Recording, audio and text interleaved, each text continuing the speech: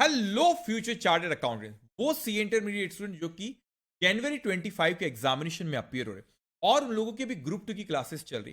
तो उन लोगों के कई डाउट आ रहे, उनको बहुत डिफिकल्टी इस चीज में हो रही क्योंकि ग्रुप 2 की क्लासेस तो चल रही, लेकिन काफी स्टूडेंट ऐसे कि जिनकी ग्रुप 1 की क्लासेस अभी तक कंप्लीट नहीं हुए।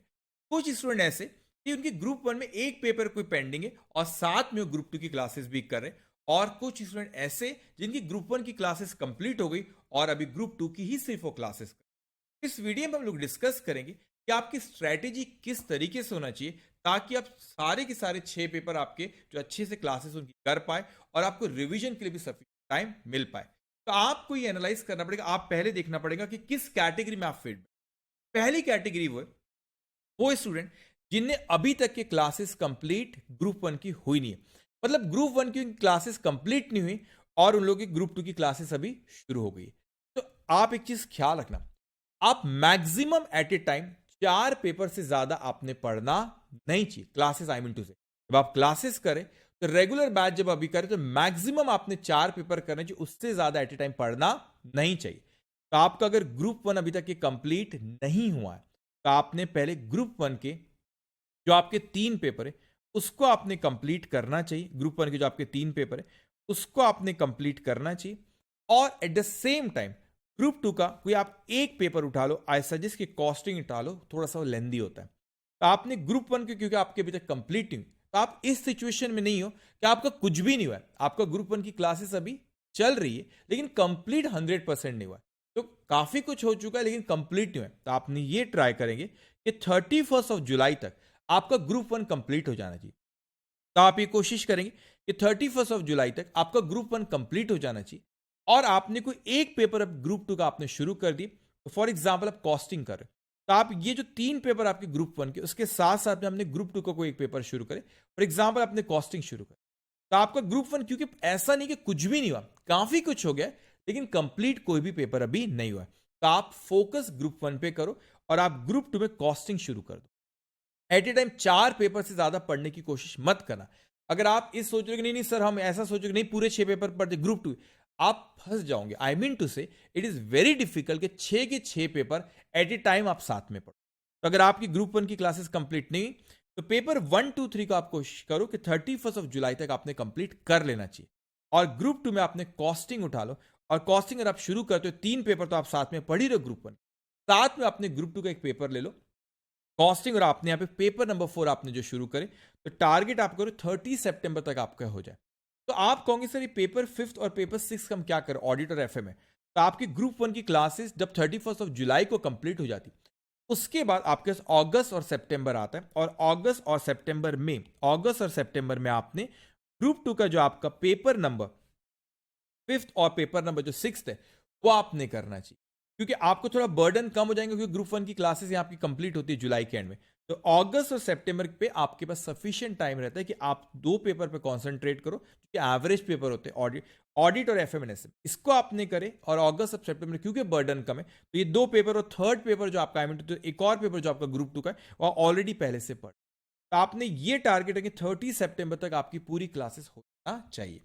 उसके बाद आपको मिलता है अक्टूबर, नवंबर और दिसंबर। अक्टूबर, नवंबर और दिसंबर में ये 3 महीने में आपको सेल्फ स्टडी रिवीजन के लिए आपको समय मिलेगा। अब ये रिवीजन की स्ट्रेटेजी कैसे रहनी चाहिए वो मैं आपसे डिस्कस अभी करूंगा। अब उसके सेकंड सिचुएशन जो थी, पहले तीनों सिचुएशन के बारे में बात कर ले और फिर क्या स्ट्रेटेजी होना चाहिए उसके बारे में अपन बात करेंगे रिवीजन की। अब ग्रुप 2 ऐसे कुछ कैटेगरी 2 मतलब सेकंड कैटेगरी ऐसी जिनकी ग्रुप 1 क्लासेस 3 में से 2 पेपर हो गए और एक पेपर पेंडिंग है, और ग्रुप 2 की क्लासेस अभी उनकी चल रही। तो आप अपनी ग्रुप 2 की क्लासेस तो यहां पर आप करो ही, ग्रुप 2 की क्लासेस तो आपकी चल रही है, और एट द सेम टाइम जो आपका ग्रुप 1 का एक पेपर कोई पेंडिंग है, और वो कोई भी पेपर आपका हो सकता है। मैं अज्यूम करता हूं सपोज टैक्सेशन आपका पेंडिंग है, तो आप साथ में टैक्स पढ़ो। टैक्स आप साथ में आपने maximum at a time 4 paper आपको पढ़ना, 4 पेपर से ज्यादा आपने पेपर क्लासेस नहीं करना, वो नेक्स्ट टू इम्पॉसिबल 4 से ज्यादा करना। अगर आप कर भी लोगे तो आपका कॉन्सेंट्रेशन लेवल नहीं रहेगा। तो आपने ग्रुप 2 की क्लासेस आप चलने दो और साथ में आप क्या करो, ग्रुप 1 का कोई एक पेपर आप करो, तो जो भी आपका पेंडिंग है मिनटू से। तो मैं ये सेकंड कैटेगरी में हूं जिनके 2 पेपर की क्लासेस हो गए और एक बचा हुआ, तो आप कर सकते हो ग्रुप 2 की आप क्लासेस करो, और साथ में रात में अपने 1 घंटा या 2 घंटा आपने निकाल के रखिए जो ग्रुप 1 का पेंडिंग है एक पेपर वो आप कर रहे हैं। तो आपका क्योंकि यहां पे आपको ग्रुप 2 में ऐसे सिचुएशन है कि ग्रुप 1 आपका कुछ भी नहीं हुआ, ग्रुप 1 का कुछ हमारा हुआ है, ठीक है, ऐसा नहीं कि कुछ भी नहीं हुआ। पहली सिचुएशन तीनों पेपर पेंडिंग थे, यहां पे एक पेपर पेंडिंग, तो आपका 15 सितंबर तक ग्रुप 2 हो जाना चाहिए। और आपका जो ग्रुप 1 है, आपका जो एक पेपर आपका पेंडिंग है, वो भी आपका सारी चीजें 15 सितंबर तक हो जाना चाहिए।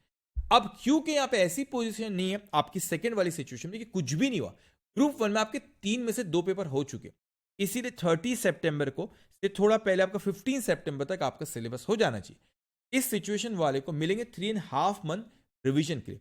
अब उसकी स्ट्रेटेजी कैसे रहेंगी वो हम अभी बात करेंगे। और सबसे जो थर्ड कैटेगरी जिनका ग्रुप 1 कंप्लीट हो चुका है और सिर्फ वो ग्रुप 2 की क्लासेस कर रहे, तो आपका 31 अगस्त तक आपका ग्रुप 2 भी कंप्लीट होना चाहिए। अब क्योंकि इनका ग्रुप 1 कंप्लीट हो चुका है, तो इनको यहां पे सिर्फ कितने मंथ में, यहां पे ज्यादा मंथ मिलेंगे, सितंबर से 31 अगस्त तक इनका हो जाना चाहिए। सितंबर से लेकर दिसंबर तक इनको समय मिल रहा है, दे 4 मंथ फॉर रिविजन। अगर आप ये कोशिश कर रहे हो कि एट ए टाइम हम लोग 4 पेपर से ज्यादा पढ़ ले, आप ऐसा मत करो। It is very very difficult कि आप एट ए टाइम 4 पेपर से ज्यादा रेगुलर बैच 5, आप सोचो दिन में 5 रेगुलर बैच आप क्लासेस कर, 2-2 3-3 घंटे क्लास होती, क्या आप होमवर्क कर लोगे और क्या आप उसको रिवीजन कर लोगे दिन में? It is next to impossible. कर भी लोगे तो बहुत मुश्किल है, आप कंसिस्टेंसी नहीं रख पाओगे। तो एट ए टाइम आइडियल तो 3 पेपर होते हैं कि एट ए टाइम क्लासेस करो, लेकिन मैक्सिमम आप करोगे तो मैक्सिमम आप कितने पेपर कर सकते हो? 4 पेपर आप मैक्सिमम, उससे ज्यादा अपने उससे ज्यादा आप रेगुलर क्लास एक दिन में नहीं करोगे। तो आप ये देखो कि आप कौन सी सिचुएशन में आते हो। अगर आप फर्स्ट सिचुएशन में आते हो कि आपका ग्रुप 1 कंप्लीट ही नहीं हुआ है, तो पहले आप उसको कंप्लीट करो, साथ में ग्रुप 2 का कोई एक पेपर, आई सजेस्ट कॉस्टिंग ले लो, और आप उसको 30 सितंबर तक कंप्लीट, 31 जुलाई तक ग्रुप 1 कंप्लीट करो, क्योंकि काफी कुछ हो चुका है, थोड़ा थोड़ा सब पेपर बचे हुए, तो आप वो कंप्लीट करें।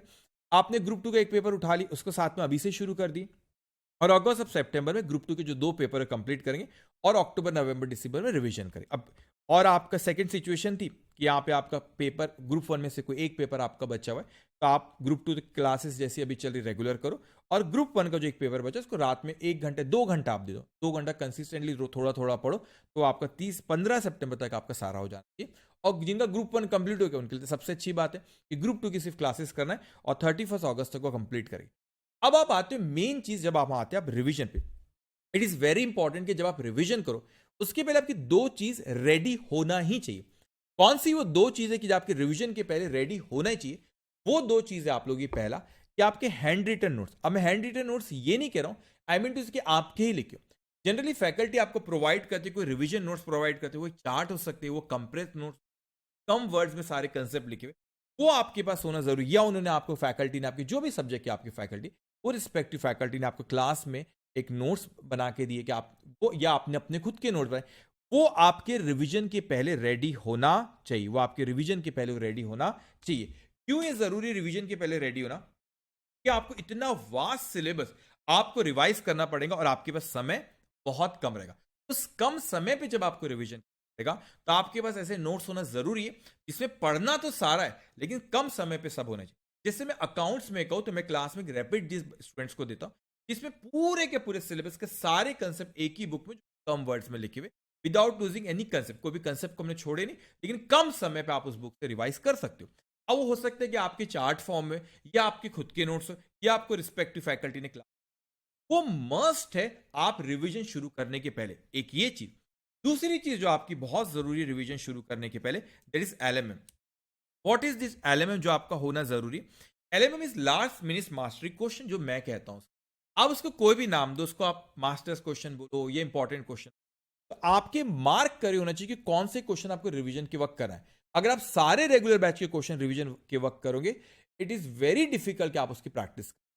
तो इसलिए आपके हर चैप्टर में मार्क करे हुए होना चाहिए। जैसे मैं क्लास में जब पढ़ाता हूं तो बच्चों के एलएमएम बोलते हैं कि ये चैप्टर की ये LMM, last minute mastery question, वो आपके रेडी रहना चाहिए। आपके जो भी इंपॉर्टेंट क्वेश्चन है आपके सब्जेक्ट के, या आपने जो भी फैकल्टी से पढ़े, आपने मार्क करे हुए होना चाहिए कि भाई ये इंपॉर्टेंट क्वेश्चन, इसकी प्रैक्टिस मेरे को करना है।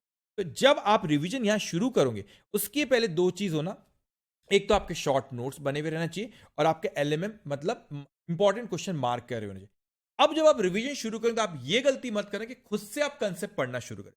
आप रिस्पेक्टिव फैकल्टीज के वीडियोस जनरली यूट्यूब पे अपलोड रहते, आप यूट्यूब पे पहले उनके रिवीजन वाले नोट्स देखो। फॉर एग्जांपल अकाउंट्स में क्या, तो क्या आप अमलगमेशन चैप्टर पढ़ना चाहते, तो आपने क्या करना चाहिए कि अमलगमेशन की चैप्टर के जो रिवीजन लेक्चर्स अपलोड है 1 आवर में, एग्जाम्पल की कोई वीडियो मैंने 1 आवर में अमलगमेशन के सारे कंसेप्ट मैंने कहा, ये जो भी आप सब्जेक्ट पढ़े बेटा, तो आप क्या होंगे जब उनके रिवीजन लेक्चर्स देखोगे तो आपको कम समय पे पूरी चीज रिकॉल होगी, अच्छा ये कंसेप्ट है, चैप्टर हो गया कंप्लीट। हम अब क्या होगा आपके जब रिवीजन लेक्चर्स वहां पे अपलोड है तो आपने कम समय पे उसको रिवाइज कर ली।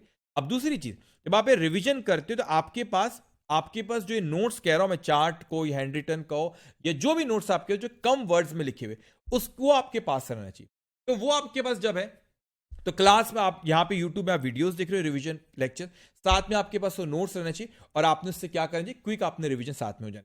उसके बाद आपने एक बार यूट्यूब पे लेक्चर देखे हो, अब उसके बाद आपको सारे कंसेप्ट आपके रिवाइज हो गए, फॉर एग्जांपल अमलगमेशन, तो आपने रिवाइज कर लिए फर्स्ट से 1 घंटे पे कंसेप्ट हो गए। उसके बाद जो आपके इंपॉर्टेंट क्वेश्चन है, आप वो क्वेश्चन की मल्टीपल टाइम प्रैक्टिस करना। बिलीव मी, प्रैक्टिस करने का कोई रिप्लेसमेंट नहीं है, आपको प्रैक्टिस कर, फिर चाहे लॉ हो, अकाउंट से, कोई भी प्रैक्टिस और सेल्फ स्टडी का कोई रिप्लेसमेंट नहीं होता बेटा। तो आपको प्रैक्टिस करना है, वो मस्ट है। अगर पूरे क्वेश्चन प्रैक्टिस करोगे इट विल टेक टाइम, तो आपको 6 सब्जेक्ट पढ़ना है, तो बहुत डिफिकल्ट आपके लिए हो जाएगा। तो आप जब यहां पे प्रैक्टिस करोगे, जो आपके इंपॉर्टेंट क्वेश्चन मार्क करे उसी की प्रैक्टिस आपको कर, और उसके बाद आपको आपके अटेम्प्ट की आरटीपी मॉक टेस्ट पेपर है वो आपको जरूर देना है। मॉक टेस्ट पेपर जरूर आईसीए जो कंडक्ट करते हैं उसको आपने देना चाहिए, और उसके बाद फिर रिस्पेक्टिव फैकल्टी मैराथन कंडक्ट करती है, and then you have to go for exam hall में जाना है। तो ये स्ट्रेटेजी से ही जाना रहेगा। अगर आपने ये 2 चीज आपने रेडी नहीं रखे तो ये प्रोसेस में आपको बहुत तकलीफ हो। तो यहां पे आने के पहले ये 2 चीज आप रेडी करना शुरू कर दो। ये 2 चीज आपके रेडी रहना चाहिए, जब भी आप यहां पे रिवीजन जो आपके शुरू होगा तो आप तैयार रहोगे रिवीजन। अब आप अपने आप को देखो किस सिचुएशन में आप फिट बैठ रहे हो, तीनों सिचुएशन, और अकॉर्डिंगली आपको प्लान करना रहेगा। इस तरीके से पढ़ोगे तो आपका समय पे सिलेबस कंप्लीट हो जाएगा। अब जो कई बेटे सर नहीं हुआ, अब जो नहीं हुआ गया, पास हो गया, उसको भूल जाओ, अब क्या करना उस पर बात करो। इस स्ट्रेटेजी से जाओ, definitely it will help you, और रिवीजन के वक्त भी आपको समय मिलेगा। तो आपको कोई भी अगर डाउट है या कोई चीज पूछना है तो कमेंट सेक्शन में आप बिल्कुल कमेंट करिए, मैं उसका रिप्लाई करूंगा।